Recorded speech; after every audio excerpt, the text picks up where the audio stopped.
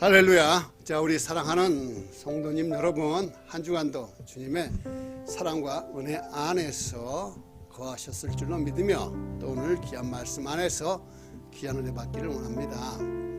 이제 얼마 남지 않은 2025년 이 한 해를 마무리하는 자리에 우리가 지금 서 있다라는 것이 얼마나 큰 은혜인지 모르겠습니다.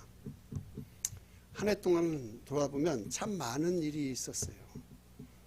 어떤 분은 건강 때문에 힘들었을 수도 있고, 어떤 분은 또 새로운 기회를 만나서 기뻐했을 수도 있습니다. 하지만 그 모든 순간순간마다 주님이 우리와 함께 하시며 늘 우리에게 귀한 은혜를 베풀어 주셨다는 것을 잊지 마시기 바랍니다. 오늘도 이 말씀을 통해서 하나님의 귀한 은혜 받으시기를 다시 한번 축원드리면서 이제 시작해 보겠습니다.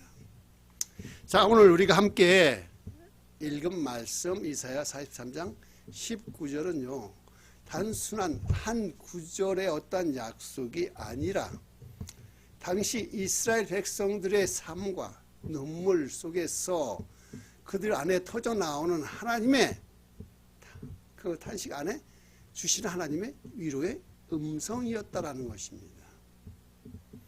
이스라엘은 바벨론이라고 하는 거대한 제국에 의해서 그 나라가 무너지고 말았어요. 성전은 부서지고 백성들은 포로로 끌려가고 말았습니다. 그들의 마음속에는 모두 다 이제 우리는 다 끝났구나 라고 하는 절망으로 가득 차 있었어요. 매일 아침 그들이 눈을 뜨면 낯선 땅, 낯선 말, 또 낯선 문화 속에서 그들은 살아야만 했습니다. 그래서 그들에게는 소망도 미래도 보이지 않았습니다. 그런데 바로 그때에 하나님께서 이사야를 통해서 말씀하십니다. 보라, 내가 새 일을 행하리니. 자, 여러분, 이 말씀은 단순한 위로가 아닙니다. 하나님은 과거의 홍해를 가르시고 이스라엘을 구원하셨던 것처럼 이제는 바벨론 포로에서 새로운 출애굽을 준비하고 계신다라는 선언인 것입니다. 보라, 내가 새 일을 행하리라. 이스라엘 백성은 광야를 지나온 경험이 있어요. 길이 없는 곳에서 하나님이 길을 내셨고 물이 없는 곳에서 반석에서 물을 내어주셨습니다. 그들의 조상들은 그것을 다 경험하면서 이제 그 자손들이 그 기억을 떠올리게 하시면서 하나님은 다시 말씀하십니다. 내가 광야에 길을, 사막에 강을 내겠다. 자, 이 배경을 우리가 이해하면 이 말씀은 단순히 좋은 일이 생길 거야 라고 하는 그러한 차원이 아니라 완전히 무너진 자리, 아무런 소망이 없는 자리에서 하나님이 이제 새로운 역사를 시작하시겠다라는 거룩한 약속인 것입니다. 이스라엘에게는요, 끝처럼 보이는 그러한 현실의 상황이 하나님에게는 이제 이것은 새로운 시작이라는 것입니다. 인간의 눈으로는 끝인 것 같지만 하나님의 눈으로는 새로운 시작입니다. 하나님은 이사야를 통해서 이렇게 말씀하시지요. 보라, 내가 새 일을 행하리라.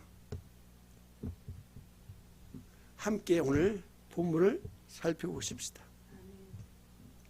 보시면 보라, 히브리어가 바로 희네.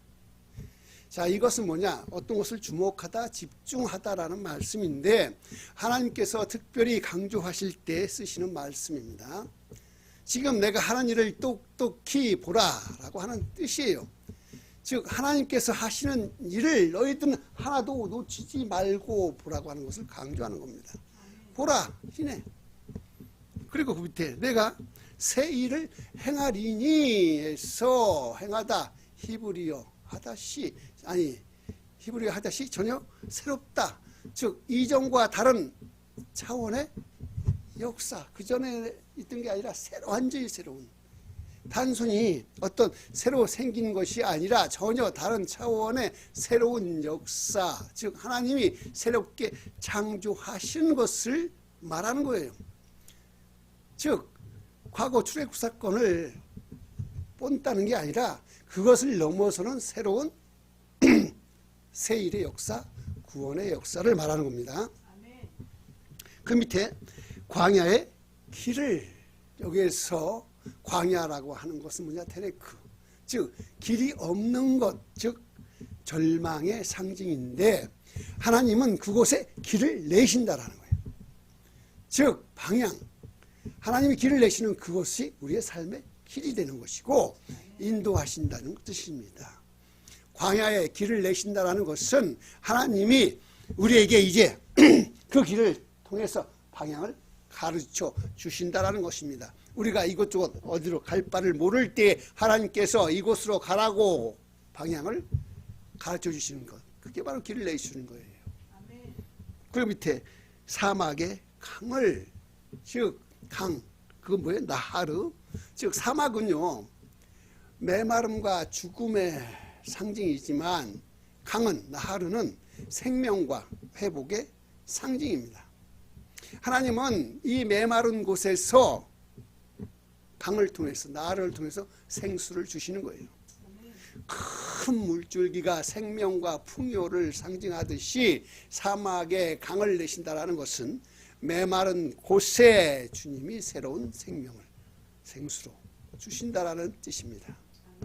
자, 이제 우리 사랑하는 성도님 여러분, 하나님은 절망 속에서도 새로운 일을 준비하고 계시는 거예요.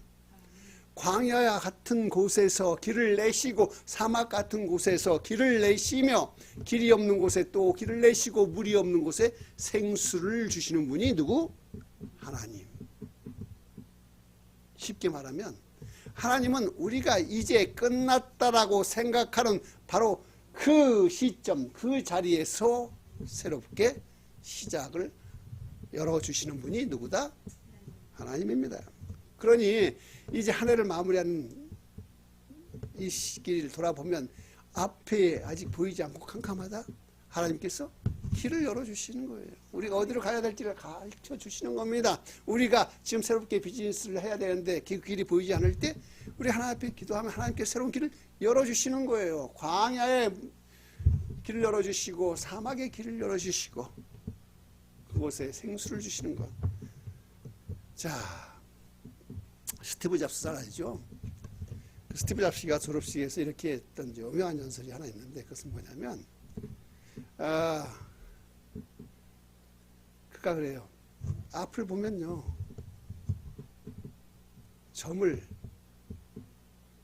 앞을 보면 이 점점점을 연결할 수는 없는데 뒤를 돌아보면 그 점들이 다 연결되어 있다라고 하는 유명한 연설문이 있어요. 즉 우리의 삶이 앞을 보면 지금 다 안 보이지, 토막토막한 것처럼. 하지만 뒤돌아온 사고를 뒤돌아보면 하나님께서 우리의 삶을 전부 다 어떻게 연결해 놨다라는 거예요. 그 말은 지금은 이해가 안 되지만 시간이 지나가 보면 하나님께서 왜 우리의 삶을 어떻게 새롭게 연결하셨는지 깨닫게 된다는 말입니다. 하나님은 우리가 보지 못하는 길을 이미 준비하고 계신다는 걸 믿으시면 아멘. 자, 저도 이제 한 해를 돌아다 보면 정말 과야 같은 순간이었어요. 사업과 사역을 동시에 감당하면서 정말 이 길이 맞나 고민했던 때도 있었습니다. 하지만 하나님은 그때마다 아주 길을 열어주셨어요. 예상치 못한 사람들을 만나게 하시고 예상치 못한 도움을 보내주시고 또한 이 교회 안에서도 함께 힘을 보태게 하여 주셨어요. 그제서야 우리는 깨달았습니다. 아, 하나님은 내가 보지 못하는 길을 이미 준비하고 계셨구나. 우리가 정말로 이렇게 살아갈지 어떻게 알았습니까? 하나님이 준비하신 길을 우리는 가는 것입니다. 자, 27년간 감옥에 갇혀있던 한 사람이 있습니다. 그의 이름은 넬슨 만델라라고 하는 그가 남아공 최초의 흑인 대통령이자 인종화해와 민주주의의 상징이 된 아주 유명한 사람이에요. 그런 그가 남아프리카 공화국에서 인종차별이라고 하는 거대한 벽 앞에 서 있었는데 어린 시절부터 정말 피부색 때문에 차별을 당하고 이러한 인종차별에 저항하는 그러한 운동을 이끌면서 비폭력 시위와 정치적인 행동을 주도했던 인물이에요. 그러나 정부는 그를 위험한 인물이라고 간주해서 1962년 체포하고 이후 27년 동안 그 노벤섬을 비롯한 감옥에 수감시켰어요. 감옥 생활을. 하지만 그가 그 감옥에서 계속해서 정의를 외치다가 27년이라고 하는 그 긴 세월을 감옥에서 보내야 했습니다. 자, 27년이라고 하는 그 세월. 한 세대가 바뀌는 시대가 그런 시간인데 그간 그러한 세월 동안 그는 정말 철장 안에서 자유를 빼앗겼죠. 그러나 놀라운 것은 그의 영혼은 결코 갇히지 않았다라는 사실이. 그의 육신은 비록 철장 안에 갇혔지만 그의 영혼은 갇히지 않고 자유로웠다라는 사실입니다. 그는 감옥 안에서 분노와 원망으로 자신을 채우지 않고 오히려 용서와 화해의 길을 준비하고 있었습니다.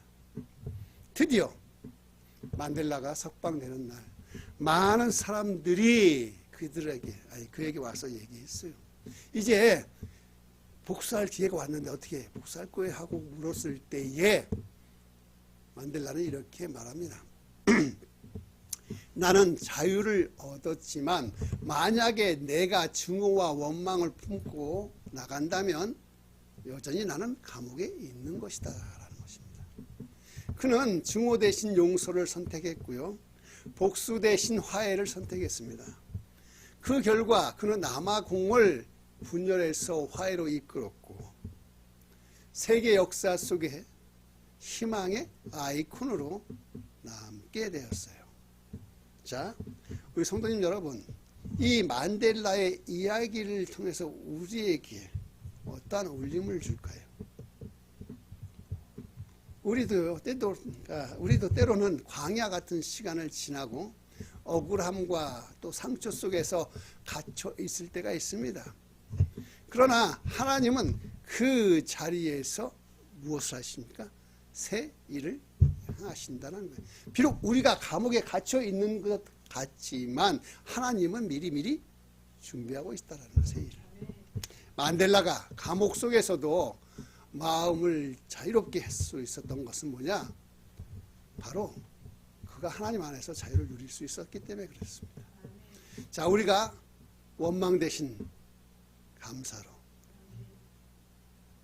증오 대신 사랑으로, 절망 대신 소망으로 살아간다면 우리도 지금 힘들고 어려운 이 상황 속에서도 하나님이 우리의 새로운 길을 만들어 주신다라는 것을 믿기 때문에 우리에게 뭐가 있어요? 소망이 있다라는 겁니다.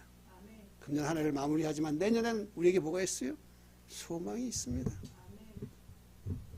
오늘 말씀처럼 하나님은 광야의 길을 사막의 강을 내십니다.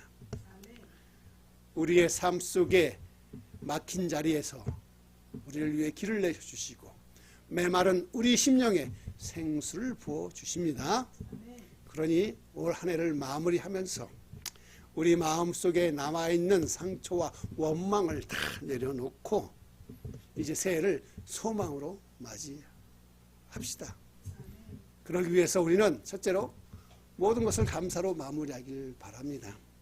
지난 한 해 동안 하나님이 내 삶 속에 내주신 여러 가지 많은 길, 작은 길들을 기억하며 우리는 감사합시다. 둘째, 소망으로 시작합시다. 이제 새해는요, 내가 계획하는 모든 일보다 더 크신 하나님의 새일, 그 새일을 기대하며 소망으로 시작하십시다. 세 번째, 이제 공동체와 함께 나누십시다. 가정과 교회에서 감사와 소망을 서로 나누며 격려하십시다. 자, 우리 사랑하는 성도님 여러분, 이제 하나님 지금 이곳에서도 말씀하십니다. 보라, 내가 새 일을 행하리니 우리가 걸어온 길에 뒤돌아보면요, 모두가 다 은혜의 길이었고 감사의 길이었어요. 또 앞으로 우리가 걸어갈 길은 소망의 길입니다. 감사로 한 해를 마무리하고 이제 소망으로 새해를 맞이하시길 주님의 이름으로 축원드립니다. 함께 기도하시겠습니다.